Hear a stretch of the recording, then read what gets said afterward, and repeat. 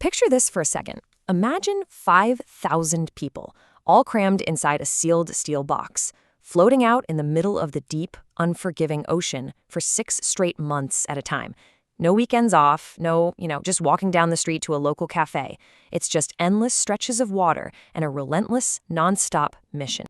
Welcome to today's Explainer. So today we're unpacking the staggering macro scale and the honestly grueling micro realities of the USS Gerald R. Ford, the absolute largest aircraft carrier in the world.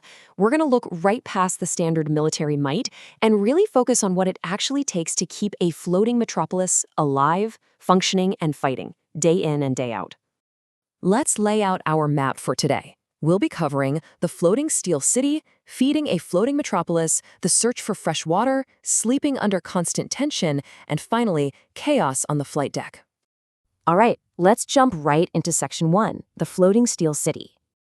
Before we can even begin to understand the daily lives of the crew, we really have to wrap our heads around the sheer scale of this megastructure.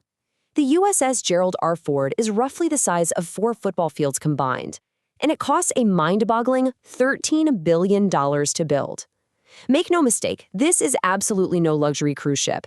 It is a highly specialized floating military installation. So you might be wondering, what exactly does $13 billion actually buy? Well, it buys the capacity to carry 75 fighter jets and weapons powerful enough to destroy targets from 1,000 miles away. But here is the most mind-blowing part. It requires absolutely zero fossil fuels to run. The whole ship is powered by 2 incredibly advanced nuclear reactors hidden deep in the lower decks. These things generate enough juice to light up a major city, which lets the carrier operate continuously for 20 years. 20 years without ever needing to refuel. It can just sit out there in the deep ocean, projecting immense military force. To put that active operational role into perspective, just look at this recent event. On February 28, 2026, an attack targeting Ayatollah Khamenei was launched directly from the USS Ford while it was positioned over in the Mediterranean Sea. This is just a factual demonstration of the ship's incredible range. It effectively acts as a mobile, sovereign airfield that can be deployed to the world's most tense regions at literally a moment's notice. Moving right along to Section 2, feeding a floating metropolis.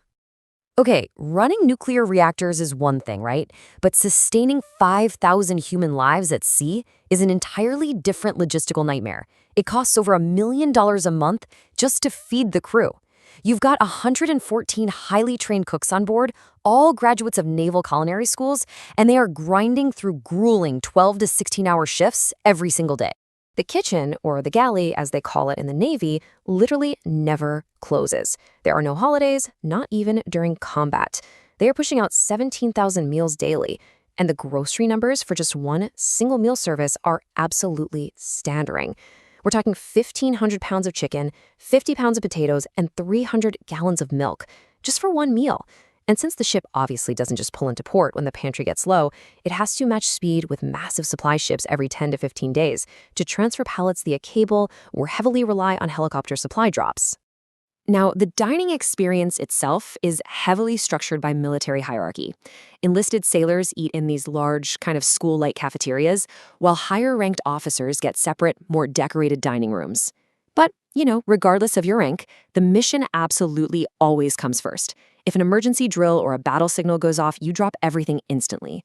Literally anyone might have to abandon their tray, sprint to their assigned station, and potentially go 8 to 10 hours without eating a single bite. Let's turn to Section 3, the search for fresh water. Processing water is absolutely critical here. And actually, scratch that, it's not just for the humans, it's for the life of the ship itself. See, the carrier is surrounded by hundreds of billions of gallons of water, but it's all completely undrinkable salt water. So to survive, the ship utilizes 4 massive desalination plants, running 24 hours a day. They blast seawater through filters at 800 psi. To put that intense pressure in a context, that is 5 times the pressure of a standard fire hose. This crazy system strips out all the salt, minerals, and bacteria to pump out roughly 400,000 gallons of fresh water per day. But here's the kicker.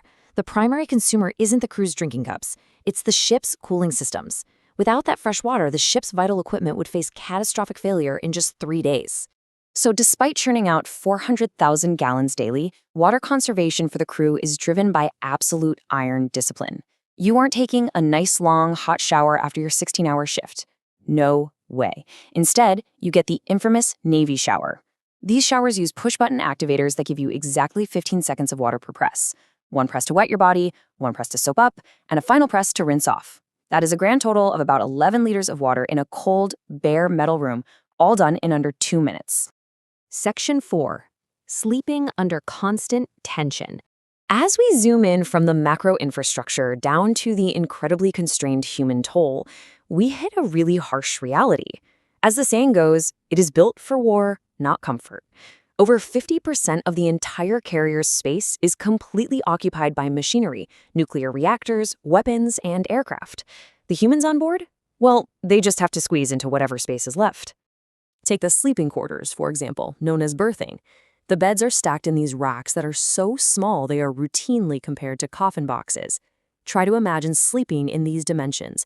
They're just 26 inches wide with a mere 20 inches of headroom right above your face. You literally cannot even sit up properly. Your neighbor is just 6 inches away from you, and the person above you is so close you can actually hear them breathing. Plus, these quarters are deep below deck. Artificial light runs 24/7 down there, and a lot of crew members go over a week without even seeing the sun. And if the claustrophobia wasn't enough to drive you crazy, consider the noise. The ship just never stops. The decibel levels in these berthing areas are extreme. Up near the front of the ship, it hits 81 decibels. At the rear, it's about 61 decibels. To put 81 decibels in perspective for you, it's like trying to fall asleep while someone is continuously blowing a whistle right next to your ear. You've got fighter jets constantly taking off and landing overhead, heavy steel doors slamming shut, nuclear engines vibrating relentlessly, and boots just echoing through the metal hallways. Crew members heavily rely on earplugs and blackout curtains just to preserve their sanity and catch a few hours of rest. Which brings us to our final stop, Section 5, Chaos on the Flight Deck. Heading all the way up to the surface, we step into the absolute loudest, most dangerous industrial zone of this entire floating city. The noise up on the flight deck during takeoffs and landings is simply beyond what a normal human can endure. Without earplugs, you'd suffer permanent hearing loss, for sure. Because verbal communication is literally impossible in this deafening environment, the crew relies entirely on this highly choreographed, color-coded visual system. Knowing who does what means just looking at their uniform. Yellow shirts guide the jets. Red shirts, they've got the most dangerous job on the ship. They load the live bombs and missiles. Purple shirts handle the highly volatile aviation fuel. White shirts act as safety inspectors, and brown shirts handle all the complex aircraft maintenance. It is this high-stakes, perfectly synchronized ballet, all playing out on a moving runway in the middle of the ocean. So, we've looked at the billion-dollar power, the massive logistics, the strict use of resources, and those incredibly tight, demanding spaces where 5,000 individuals live and work. It is an environment of absolute extremes. So, I'm going to leave you with this final, provocative thought to wrap things up. If you had to trade your everyday comforts for the iron discipline of a $13 billion floating steel city, dealing with the deafening noise, the cramped coffin quarters, and the endless grueling work, could you survive the pressure? Thank you so much for joining me for today's explainer. Keep learning, keep questioning, and I will see you next time.